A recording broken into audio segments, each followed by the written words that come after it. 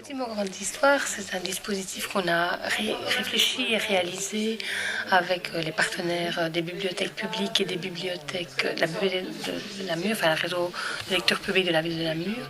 Je suis partie d'un questionnement qui était le mien, qui était j'observais beaucoup de temps où les livres étaient mis à disposition des enfants, mais où les adultes n'étaient pas là. Et alors, donc j'ai travaillé avec le théâtre ici, avec le centre culturel depuis plusieurs années. Et donc, dans ce cadre-là, j'ai eu l'occasion de rencontrer des acteurs, des bibliothèques publiques, etc. Et on a en fait construit le projet ensemble. On s'est dit que c'était important qu'il y ait à la fois qu'on ménage des moments de rencontre entre les péricultrices des milieux d'accueil, les accueilleurs des milieux d'accueil et les bibliothécaires. Et donc on a essayé d'imaginer une progression dans la réflexion, dans l'échange. La péricultrice montre une photo et les enfants spontanément nomment le prénom de l'enfant représenté. Ensuite, l'enfant concerné pour lancer, je travaille avec l'école de Renfort-Cébaudet qui forme des communautés. Alors, mon objectif en tant que bibliothécaire, c'est pour ça que maintenant on va en crèche et qu'elles peuvent observer. Et voilà, je voudrais remercier Caroline qui a fait vraiment baguer pour elle de se faire filmer.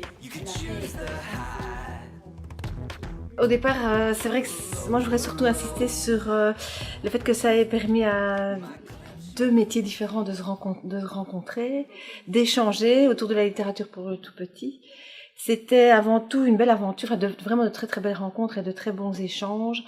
Et ce qui est bien, c'est surtout tout ce qui vient après le processus. Quand on a vu aujourd'hui toutes les actions qui ont déjà été menées, alors que on a travaillé sur même pas une année, je trouve que c'est vraiment formidable, quoi.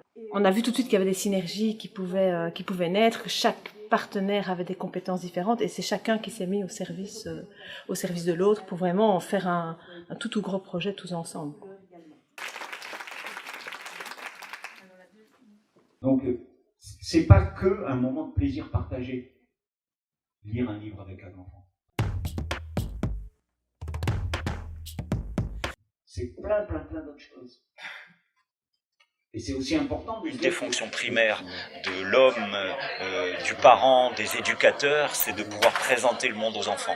Donc la littérature de jeunesse, elle offre une occasion mais extraordinaire de pouvoir faire ça.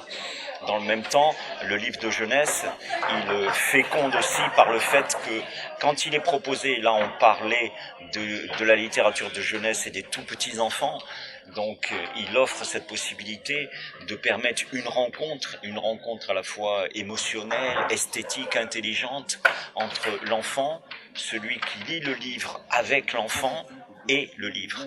Et c'est de cette articulation-là, de ces trois, entre guillemets, personnages, se jouent des choses tout à fait incroyables, et en particulier au niveau des émotions, de l'intimité, de la relation. Donc le livre, ça dépasse et ça transcende le fait que ça soit un objet ou un outil. C'est aussi, en tout cas, et de façon très très marquée, un favorisant de la relation et de la relation humaine. C'est pas exactement la même chose sur chacune des propositions, c'est ça qui est intéressant. Dans la question du choix, il y a un certain nombre d'engagements que les enfants ne peuvent pas prendre très initialement.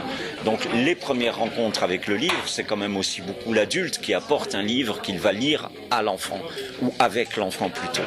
Et ça, il me semble que c'est un temps capital, c'est-à-dire que l'adulte doit avoir des exigences dans les questions de transmission et dans les questions de partage, et pendant tout un temps, c'est à lui, c'est un devoir de proposer de beaux ouvrages aux enfants, des choses intelligentes, des choses subtiles, bien illustrées, qui vont permettre dans toute cette floraison de la littérature de jeunesse aujourd'hui, de trouver les quelques pépites qui vont illuminer la vie de l'enfant.